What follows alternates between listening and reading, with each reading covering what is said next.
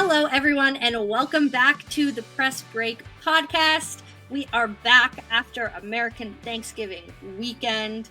Hope you all had a great holiday. I didn't because I don't celebrate. I'm in Canada. But it was a great weekend of hoops. We got some fun stuff to talk about this week. Treading back into the WNBA for a hot second, we're going to talk about the Golden State Valkyries expansion draft happening this Friday, December 6th at, I think, 6:30 p.m. Eastern time. So check out that. And then we're going to get into some NCAA women's basketball stuff. So if you're here for that, stay tuned. We will get to that. But we were going to start with the WNBA. So yeah, expansion draft. There's a new team coming to the WNBA starting next season. They've already released the schedules, which is super exciting. They're going to be playing at Chase Center in the Bay Area, San Francisco. And the expansion draft happens this Friday. So basically, like a little bit of a rundown on how it works. The other 12 teams were able to protect 6 players, but those lists haven't been publicized. I don't know. Whack. I know, it's weird. Whack. Tell us. And then Golden State will be able to take the pool of remaining players who weren't protected and pick one from each team to draft onto their team. And that player just goes with they don't have to give anything back. They don't have to do whatever. And they don't have to pick from every team, but they can. And then the other thing is that Golden State has the rights to core one unrestricted free agent throughout the entire WNBA. And so, I don't know if that will be announced within all of this, but that's just who knows. So, and the other thing that, because I've been looking into this and I've needed some clarification. So I will say they get whatever rights the team has to a player. And so they can take reserved players, they can take, suspended contracts and have the rights to negotiate. Otherwise, I believe they take the contract as it is. So if it's a protected contract, they take it protected. If it's an unprotected contract, that player could be dropped eventually. So that's obviously going to make an impact as well. And then I also had to hit our Her Hoop Stats group chat because I was like, okay, y'all, I'm getting the sense that this is accurate, but can anyone clarify for me? And of course, our guys on the inside, I had Richard Cohen hit me back and placed a couple questions for me. And that was mostly to say, okay, if a team protects an unrestricted free agent because they have the option to do that, is that committing to coring them? Because for Golden State to pick up an unrestricted free agent, they have to core that player. And so the answer was no, you do not have to core that player. And so you can see unrestricted free agents protected potentially just to avoid them being cored, to preserve even negotiation opportunity. Shoot, you could do it as a courtesy to someone potentially if they really didn't want to go there. So that's a wrinkle. Yeah, but on the other side, the teams could also protect unrestricted free agents as well. Yeah. So it works on the other side. So like you were saying about who they have the rights to, negotiating, who's even suspended contracts, etc. The existing teams could still protect those players as well. Right. And by doing that, you aren't committing to coring them. So say you have 2 unrestricted free agents, you could still protect both of them so that neither of them could be cored. So it obviously is a wrinkle there, but it's chaos. There's so much little minutia to all these rules, and it's taken me. They've released the news, I think beginning of October. I remember it was Raptors Media Day for some random reason. That's what stands out to me. And so it's been since then that I've been trying to understand what's happening, because ultimately I want to understand it this time so that next year there's plenty more on the way. There's plenty more expansion. And the rules are going to be different next year because we'll have 2 teams, so that's going to add a lot more chaos. Right. Who knows as if we needed more to make this it's just more confusing. Plus they changed it anyway. So let's get into it because let's be honest, there's gonna be things that they say day of that everyone's like, wait, you never said that. There's gonna be stuff that happens that everyone's gonna be baffled by. Bro, hit me up when the roster's filled, bro. I don't know what's going on, man. I've really tried, but I majored in words, and these words don't make sense to me. Exactly. So ultimately, we're just going to look at social media / watch the draft on on Friday, see what happens, and then next week we're going to talk about who's on the team. But for now, instead of explaining how it works, or at least trying to, we each of us have picked 3 players that we think, 1, won't be protected by their teams, and 2, that Golden State could or should draft, and why we think that they would be good on this new expansion team. Of course, we already know the head coach. We don't know the rest of the coaching staff. So, I mean, that factors into it. But it's just kind of like fantasy draft. We're going to go through it. So maybe we'll start with Jamie and just kind of go down the line and talk about our 3 players that we picked that we think maybe Golden State would or should or could draft in this expansion. Absolutely. So I went through, and because I'm a psychopath and have too much time on my hands, have the access to spreadsheets, I have a projection of who I think every team is protecting, as well as potential targets for every team in the league. Yeah. But narrowed down on the screen, like you said. Narrowed down, I will say my top 3 targets are Grace Berger from Indiana. She has been criminally underutilized there. You talk about defense, you talk about someone who will buy in to what you ask of her in general, especially on the offensive end. She can be utilized in different ways, but she'll do whatever you ask, and she's going to put in a lot of effort. I think that would be a huge pickup. Her contract for next year would be $79,999. That's unprotected. So having unprotected contracts is also kind of a bonus, because that way you can make those moves in training camp as well and not be tied to anyone in particular. My second would be Kayla Thornton from the Liberty. This one obviously is a little bit hairy, because the Liberty, it's tough to say who exactly they're going to protect. I did have them protecting Brianna Stewart as an unrestricted free agent. I do think there's a decent chance she gets cored. I also had them protecting Leonie Fibish and Niara Sabally, just because of the way she played down the stretch. And so that would leave Kayla Thornton kind of out of the loop there. So I think that would be a massive pickup. Again, you talk about defense, you talk about versatility, and you talk about, impact of contracts and stuff. Her contract next year will be $112,000. That's protected, but also not a major cap hit. And then my third one is kind of a twofer of an either or, depending on philosophy, depending on what you're looking for, things like that. But with this guy, I do think that there's, I think that there's an almost 100% chance that either Mariah Jefferson or Lindsay Allen are available. And I think there's a pretty good chance that both are. And so Jefferson has a higher contract, about $145,000. That's protected. Lindsay Allen's is $90,000. It's unprotected, but both of them are solid point guard prospects. They've had good play. And so that would be a solid addition there for sure. I have thoughts on potential like core and things like that, but maybe we'll get to that after you guys share your 3. Yeah. Let's do coring after, because again, I think we all have theories about that. Okay, I'll go next, because Tyler, we know he has a little bit of a theory, so we'll cliffhanger. Not the tease. Not the tease, yeah. The cliffhanger there. But my 3, and the first one you guys are going to laugh at because it's like so on brand for me. But the first one is a Canadian. What? No way. So shocking. LA. I think they should 100% draft Letitia Amahir, because again, another player that has been criminally underused in Atlanta. And I mean, maybe that would be different now that they're getting a new coaching staff. Like, I don't know if that had anything to do with it.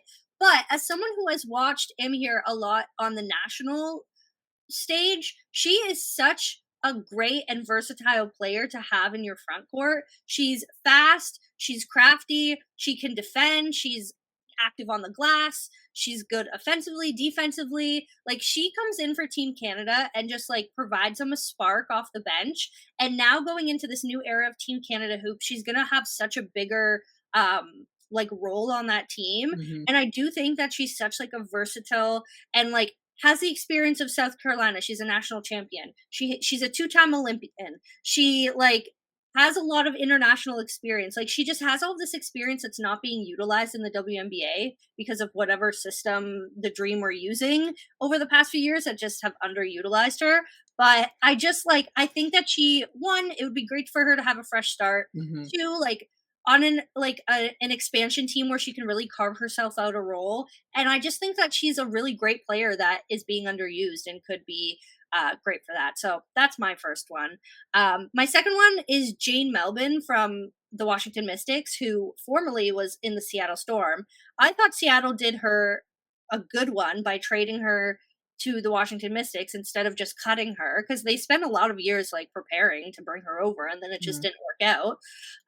But I do think that she played pro in the WNBA in Australia. Then she came over. She has a lot of experience. She's young. I think, again, she's one of those ones who she's going to work hard and she's going to adapt to any system you present her with, especially having that experience playing. It's funny, all three of my players now I'm realizing have international experience. Could have seen this coming. Could have seen this coming. She watches international hoops. So yeah, I just think that she's a good, strong point guard with a lot of potential and a lot of ceiling that hasn't really been seen in the WNBA yet. And I'm not sure that Washington would protect her just because they have a lot. They have Aaliyah. They have, a couple people that might be higher up on that totem pole to protect. So yeah, I think that she could be good. And then, going back to the West Coast, all of the Australians would be happy about that, a little closer. And then, my last one is Dorka Juhas, Minnesota Lynx. Didn't play. She played more off the bench this year. But I do think she isn't as underused as the other two are. But again, a player that has a lot of ceiling, young player still, you can adapt them to a new system, has a lot of experience. She played for 2 different colleges. She played in Europe. She has international FIBA experience as well.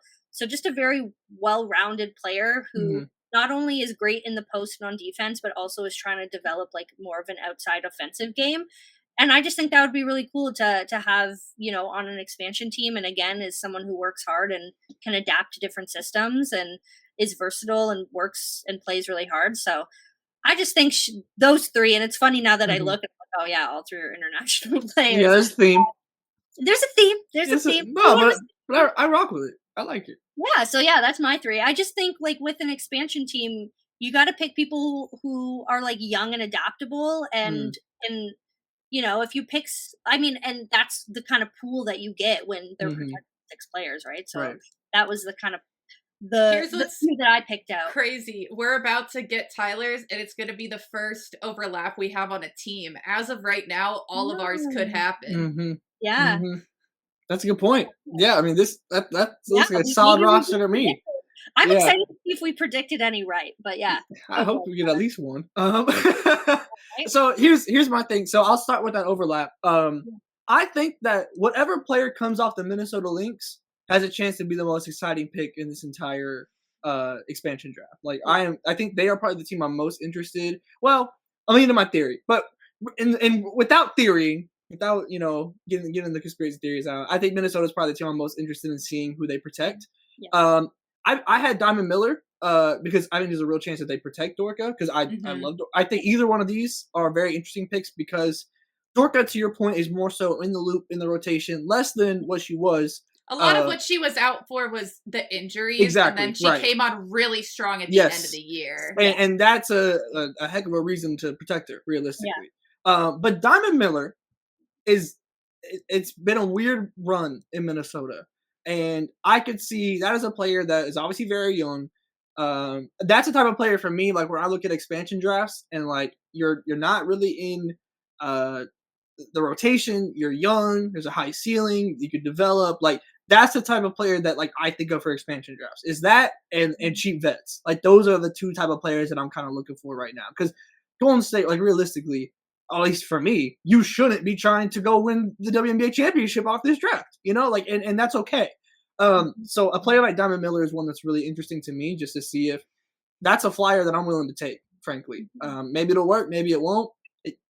Not to say it doesn't matter, but if you whiff on some of these picks, it's just kind of is what it is. Obviously, you want to set a good foundation, but ultimately, this is just year one for this franchise. And Diamond Miller is a player that, at her highest ceiling, can be a long-term piece for this franchise. So I like that pick, but ultimately, whoever they get from Minnesota, whether it be a Dorka, whether it be a Diamond Miller, I don't think that like Hines Allen will go unprotected. I don't think, but like if that was a player that goes unprotected, like that'd be a heck of a vet to get in. Like Minnesota is a team I'm very, very interested in seeing who they end up protecting or not. Yeah. Osapili is another one. Hines Allen is an unrestricted free agent, though. Okay, so that's a whole nother. So I don't think she's probably a core candidate. No, I wouldn't think so. Yeah. So I'm just very intrigued by Minnesota. I think they're the team that, like, on paper right now, without getting into conspiracy theories, which I'm about to get to, they're the team that I'm interested in the most, just to see who ends up getting picked from there. Because I think they probably have the most options that seem that kind of fall in line with what you want from an expansion draft. Yeah. Another player that I have is Kalani Brown from the Dallas Wings. Dallas just has so many bigs, man, and like. Yes. And Kalani is incredibly solid. Like, is a really, really solid player in the W. Having her and McCowan is just a little redundant to me. And I could see the Wings wanting to, with this new era coming in, they're turning the page. Like how can they kind of free up some space? And I think that would be a great way of doing so. Because she and Tiara are both on guaranteed contracts. Yes. So I think that'd be an incredible pick just to anchor down low early on for the Valkyries. And no one else would have like that caliber of post player available. But I can see that being such an amazing situation for Dallas to be like, okay, we're gonna clear this cap space, like no shade. But I had written down either Kalani or shoot. It could be McCowan. It could. It could, 100%. Like that. So like a big from Dallas is what I'll say. Yes. Because like that is the gold mine for them. If you need a big, like you can find them. And fresh start. Leave Dallas. Yeah, it doesn't hurt sometimes. It doesn't hurt. Now to my conspiracy theory. Yes, let's go. It is hard to get off major contracts in the WNBA. Okay. You rarely see superstars traded. Some of that is because of the hard cap, some of that is because of the value on draft picks, et cetera, et cetera. For example, like in the NBA, a player gets upset, they're traded by the end of the week. That's just how it is. In the W, you don't really see that. You get a contract divorce. However, for the Seattle Storm, if there is a player that you no longer want in your locker room, this is a very unique and opportune time to get them out of that locker room. Now, that is not to say which player, because I don't know what in the world is going on there. Yeah, but they're going through a lot right now. They are going through a lot right now. Absolutely. Yeah. Reference to the Chicago, as the Sky say. Yes. And this is a very unique and interesting way for them to potentially get off a major contract. Because, for example, like you said, I'm just posing the idea, not posing a player here. But Jewel Lloyd and Skylar Diggins-Smith are both on 1-year deals, right?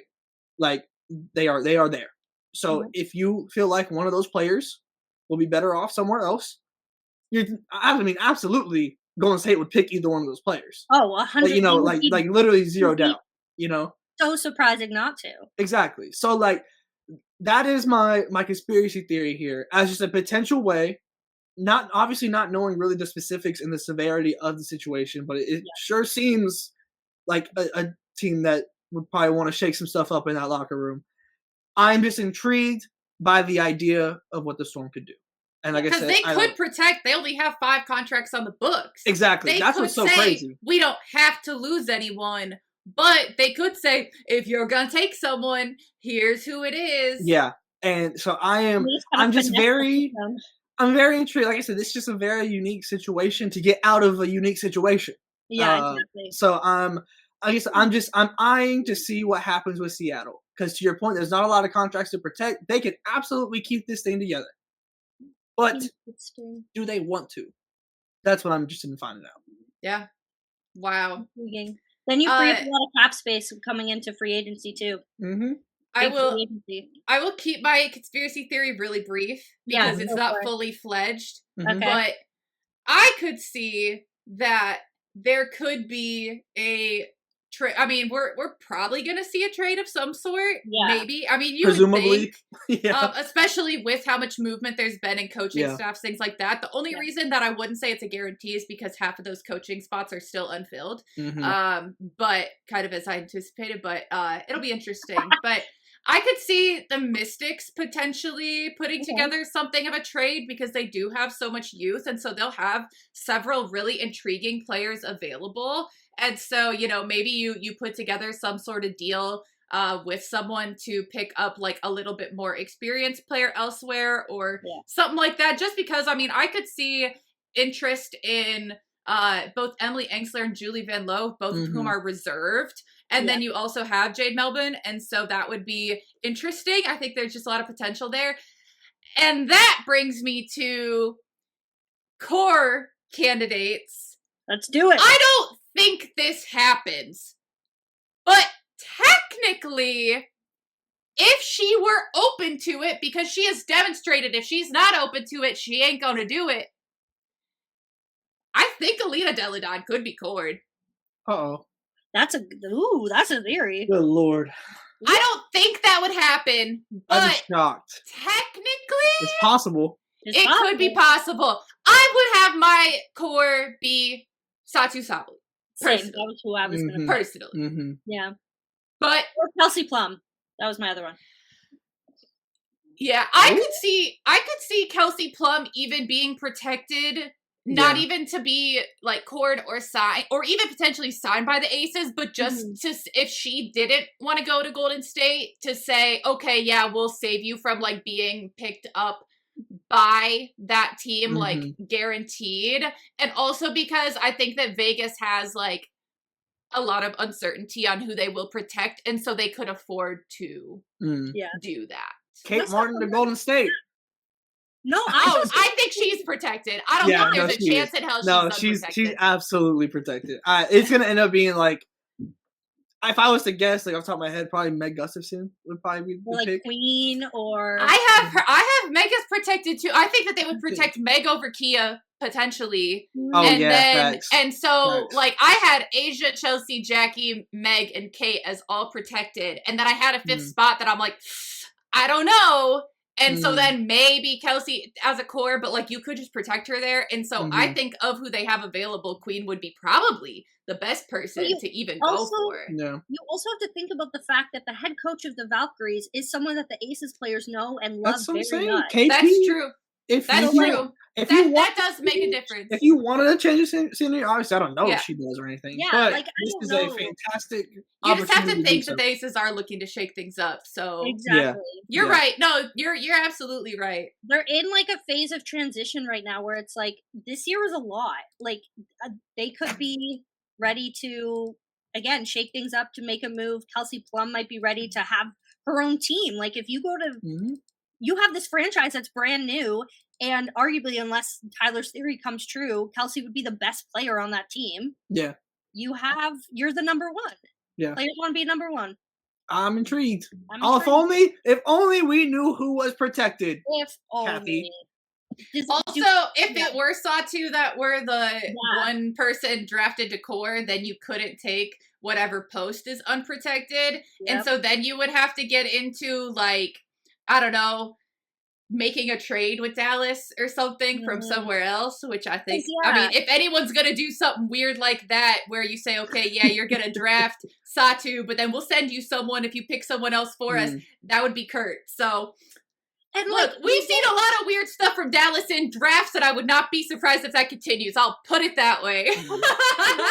The rules, like, again, I don't know if this is because the rules are so complicated, but I do think that maybe teams could trade to avoid having. They can. Yeah, and then like Golden State could draft people and then trade them. That is yes. Like, they were allowed to start discussing that yesterday because the other teams know who's protected and who's not. It's the public that does it. So like I could see some chaotic trades happening. Oh, draft picks being traded.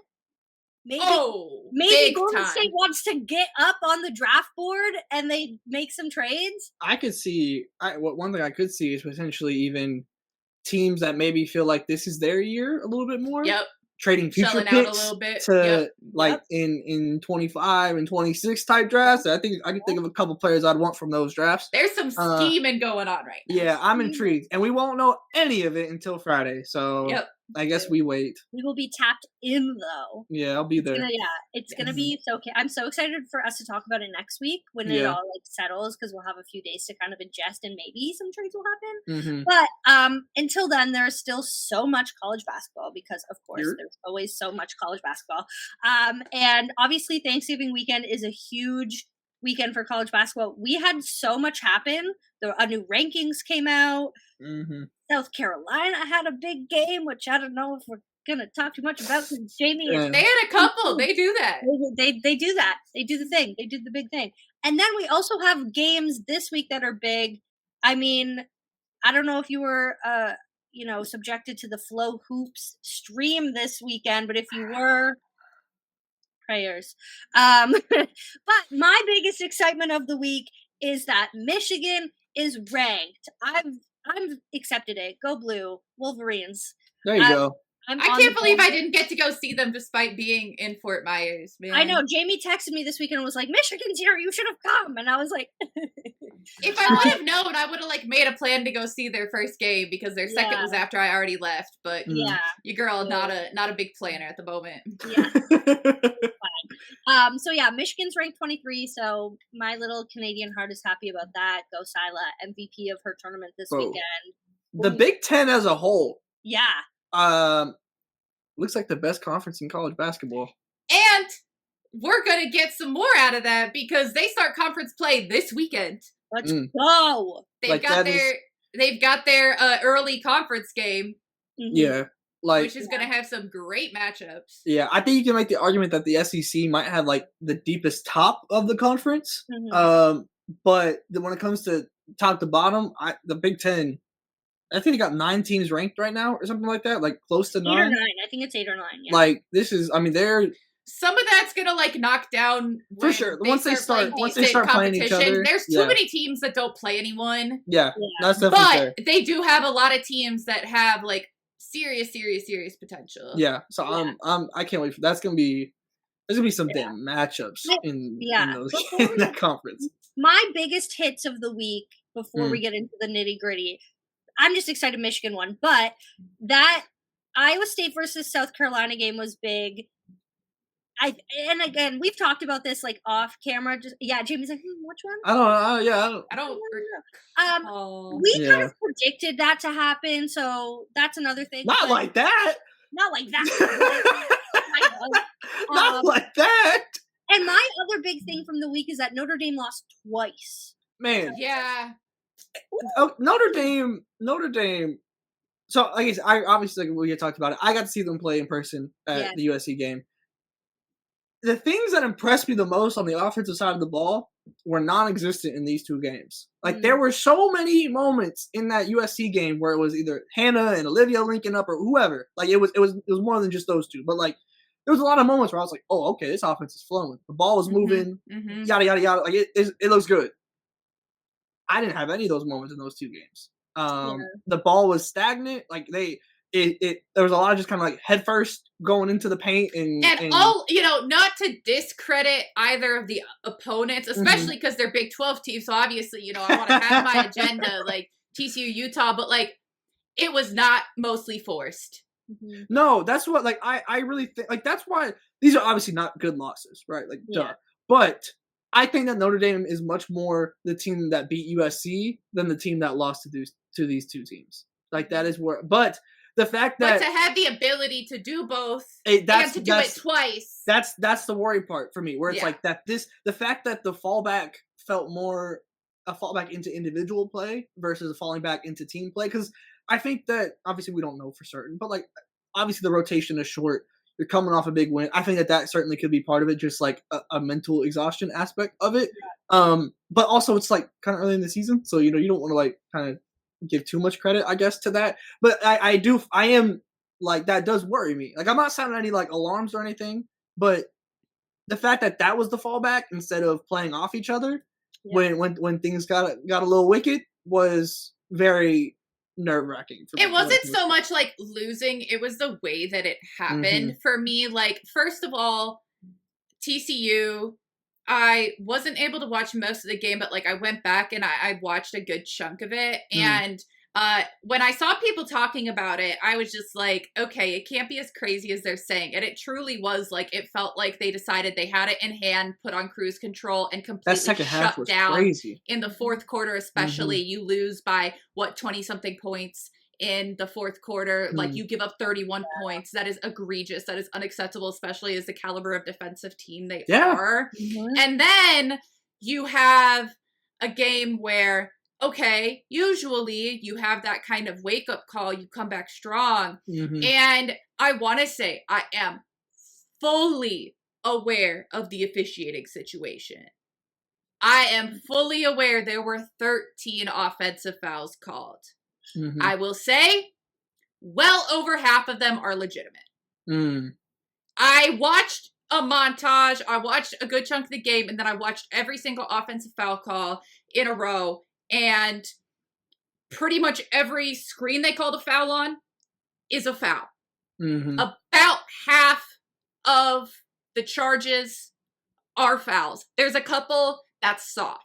Okay. And so I know that changes the rhythm of the game. I know all of that. And so I want to acknowledge that. And also, those tournaments can have such atrocious officiating. Officiating as a whole is in a bad spot. We've talked about that. We'll continue to talk about that. But you're Notre Dame.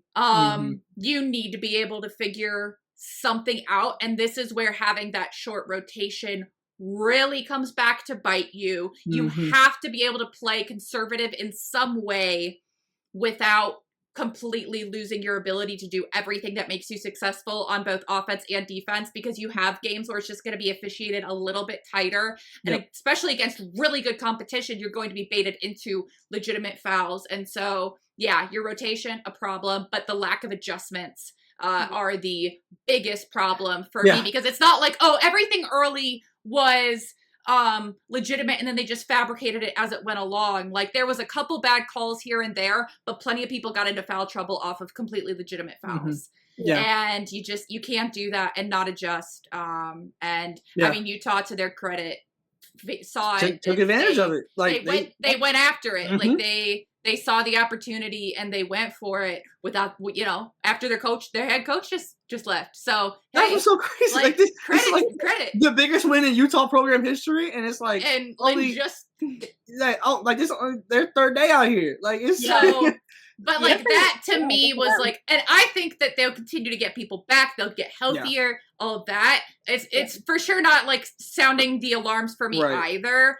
But I would frankly have been ready to almost completely dismiss the TCU game and say, hey, you got to figure out how to keep your foot on the gas, but you learned the lesson. But to have those two back to back is and it doesn't get easier either, because bro. So, like, here was my thing. You better learn. Initially, I was like, Texas. Okay, I just like, you know what? Like, you go home, you get to sleep in your own bed, get some rest, relax, get a nice, easy win, and keep it pushing. Nah, bro. Texas is coming to town. Then you go play at Syracuse, and then UConn's coming to town. Like, there's a very real chance that for Notre Dame, this gets worse before it gets better in the loss column. Now, certainly, it could be the complete opposite, and they play like they played against USC.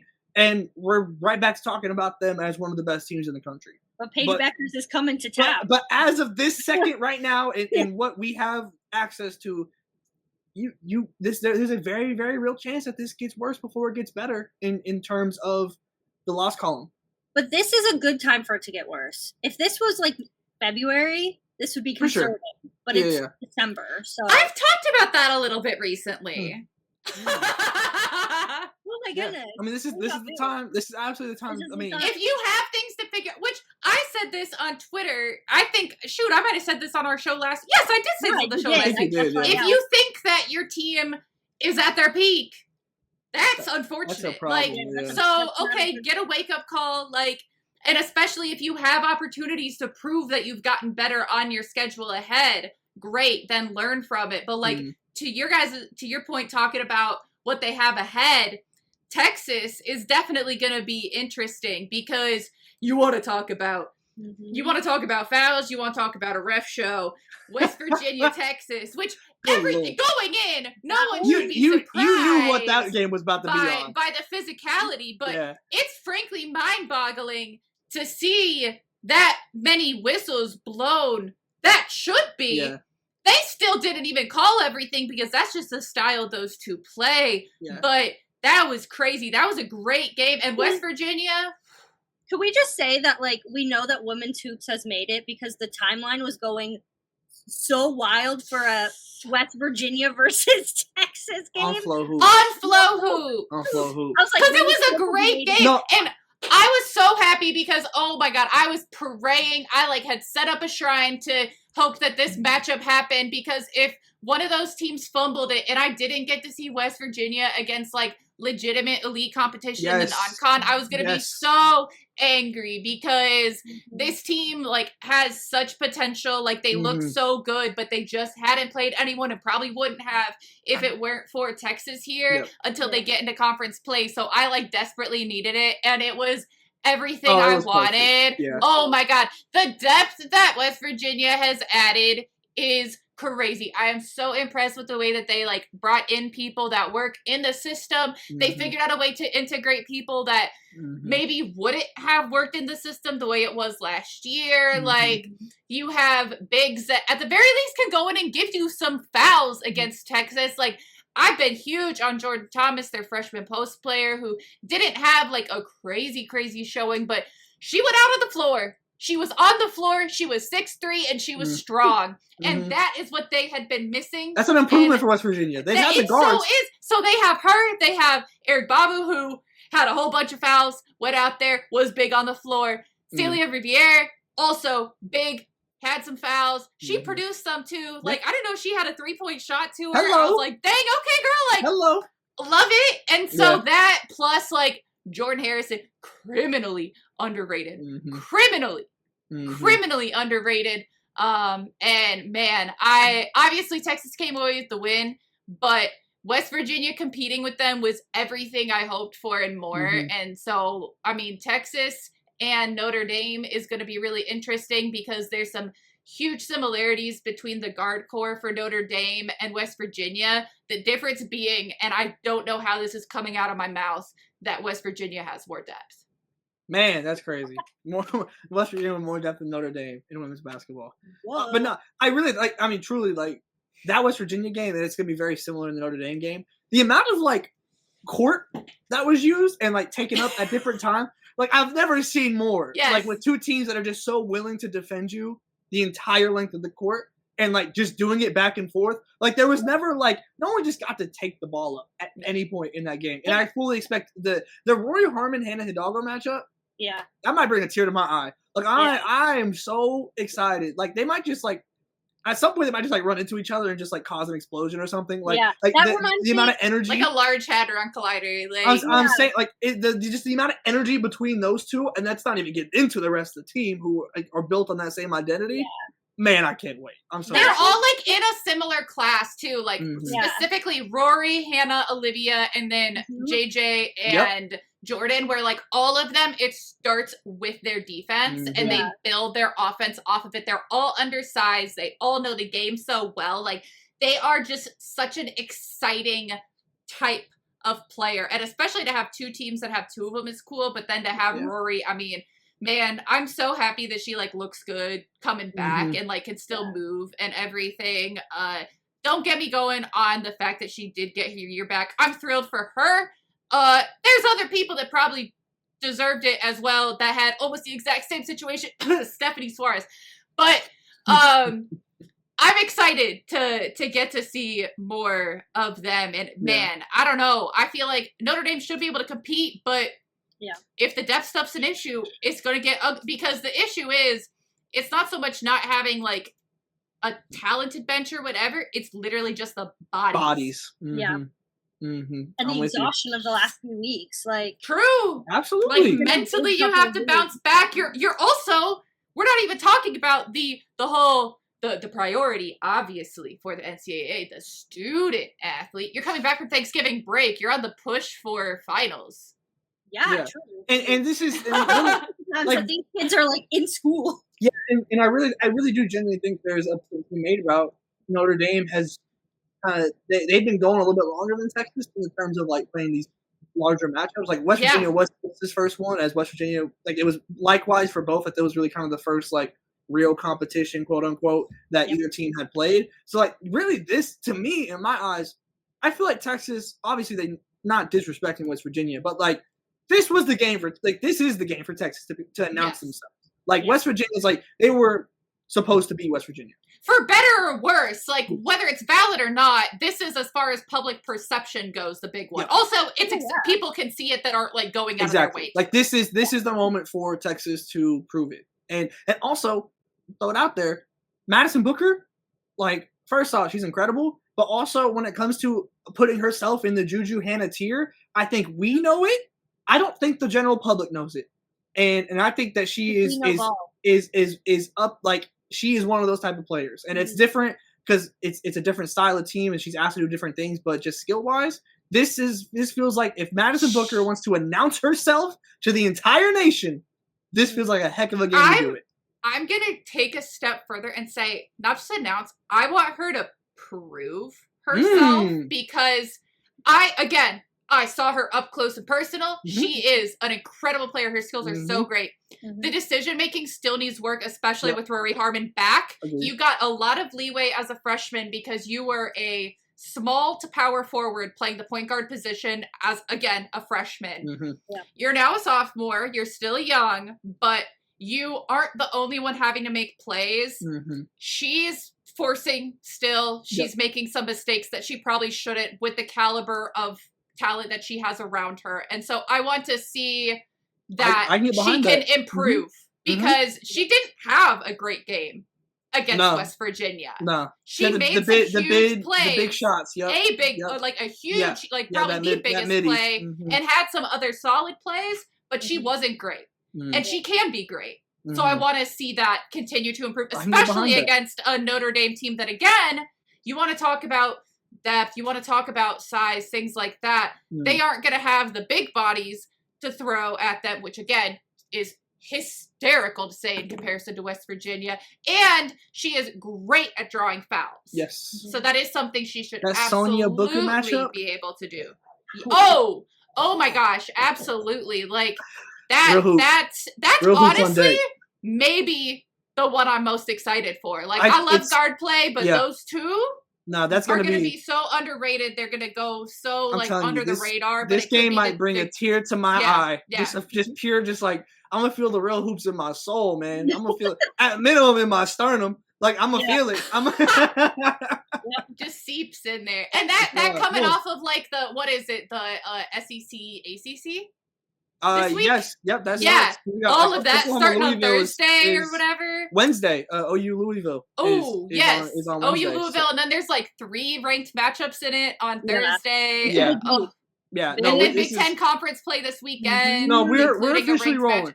Like we're like pretty much like from really since that LA weekend, the 2 big games, like we're pretty much we're in the thick of it now. It'll slow down a little bit. I got my office halfway cleaned so that I could be in here working and be less stressed out because it's going. You know, like I can put documents on my desk now. Sort of. If there's not documents right now, there's shoes. But, nice. Those I cool mean that's shoes, important. Those look cool.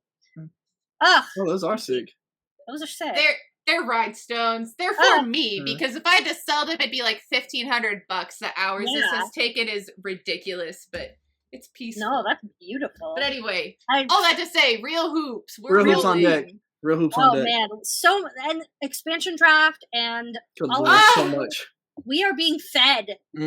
I feel I'm so full from Thanksgiving. Made a mention of the fact that there's still hires being made in the WNBA, that Cheryl added Eric Tebow and Way to her staff.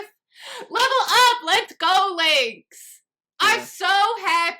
Like, the way that Way followed them around in the postseason. Oh, hilarious. Now we get that every game? Yes! Turn me up. Yes! There's so much more coming too. We'll get the break for like maybe a little bit the holidays, but January and I ain't going to share the tea that I got, but there's tea coming. Uh-oh. Eye emojis. Cliffhanger, eye emoji. But yeah. So on that note, I guess we'll end it there for this week. Ooh, I'm so good at putting a little cliffhanger. What little tease at the end. Oh my goodness. She's a real host. She's a real host, baby. But yeah, we will be back next Tuesday to talk about, it'll probably be a pretty WNBA heavy thing just with all the movement that's bound to happen. But again, all of these college basketball. We will strive for balance. We'll try our best because there's so much going on. Like, we gotta have like a Christmas special at this point where we just like and people. You'll find our episode under your tree. Yeah, right. Because there's just so just much. Us under the tree yapping. So we will be back next week, and I mean, of course, there's still so many other podcasts on Her Hoop Stats. You got Karina and Calvin. You got. There's just so much. So we'll got you covered no matter what. Yeah. So make sure to tune into all of those. We'll be back next Tuesday, Wednesday. It usually ends up on one of those days with expansion stuff. But for now, thank you so much for listening or watching. Of course, I'm Chelsea. We got Tyler and Jamie here. Her Hoop Stats. Can't even talk after an hour. And this was the press break for this week, but we will see you next week